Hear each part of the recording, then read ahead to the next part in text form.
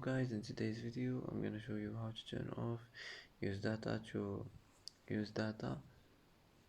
to customize my Discord experience easy and quick. First click on your profile, now click privacy and safety, and here you will find use data to customize my Discord experience. Click like this and now click yes, I'm sure, and that's it will be turned off. And that's how to turn off use data to customize my Discord experience on your account on Discord, easy and quick.